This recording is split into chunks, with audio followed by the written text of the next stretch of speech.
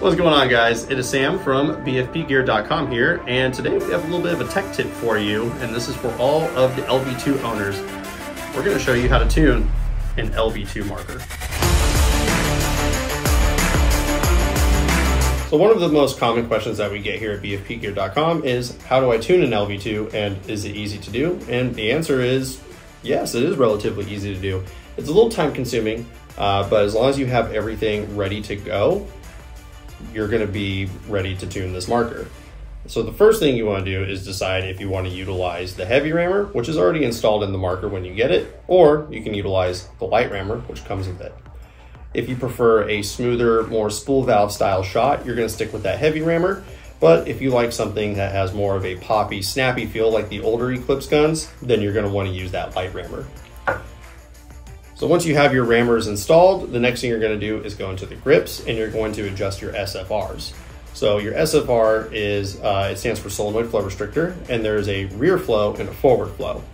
If your forward flow SFR is too low, you're going to notice some inconsistencies in your velocity, and it might be a little too low to where you have to start cranking your HPR up to allow more pressure in the gun, and it just makes the marker less air efficient and then starts to become a little bit more rough on your paint.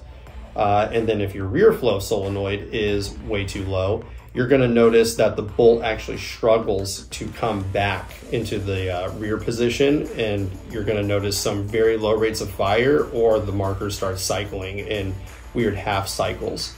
If you have adjusted your SFRs to be a little too open or too low, you can always set them back at the 12 o'clock position.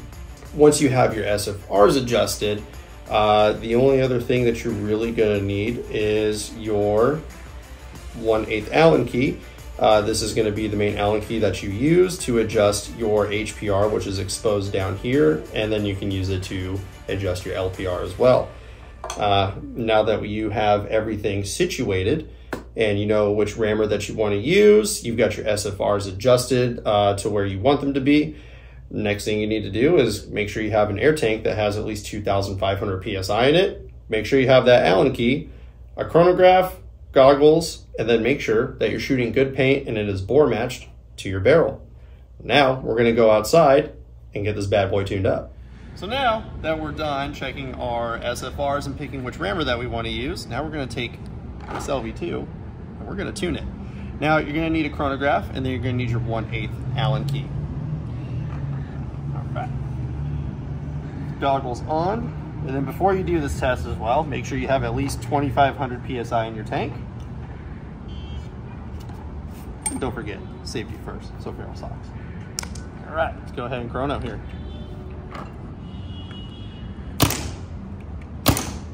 All right, 247, 245, 248. So we're definitely gonna crank this thing up.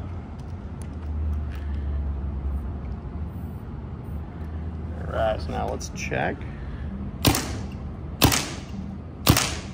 All right, 284, we're getting there. 291, 281, 269, 276, 285. So let's go up just a tiny bit more, because I think we've hit where we want to be.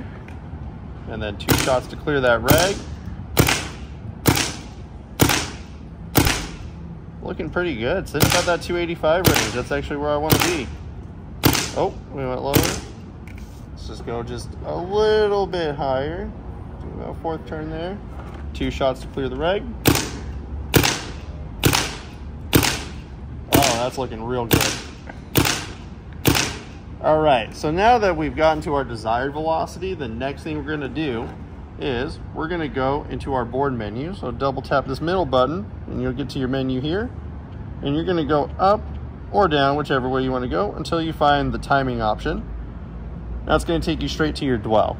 So now that we've gotten to our desired velocity, we're going to dwell tune until we see a drop in velocity.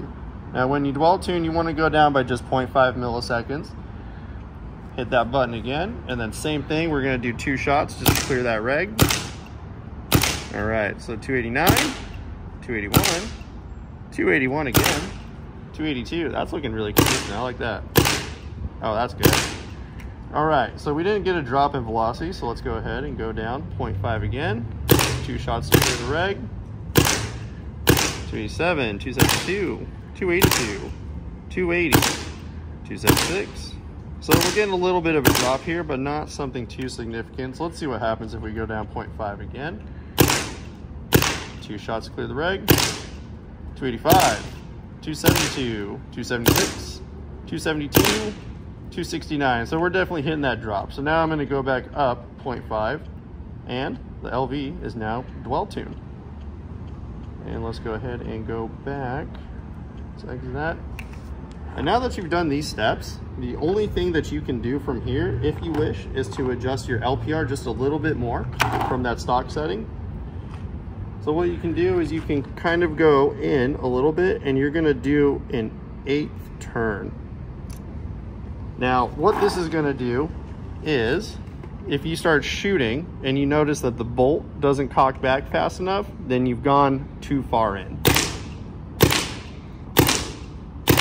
So we screwed it in a little bit, and my bolt's not really going, you know, it's not going slow or anything, but my velocity dropped. So I'm actually gonna do that 1/8 turn out.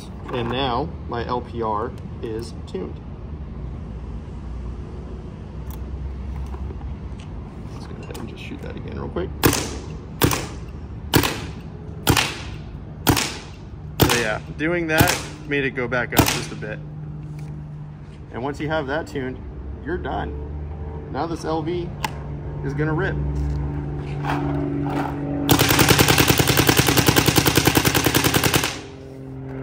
And that's how you tune your LV2. Well, that is everything that you need to know and need to do to tune your LV2 marker. And you can pick up one of these absolute monsters on BFPGear.com.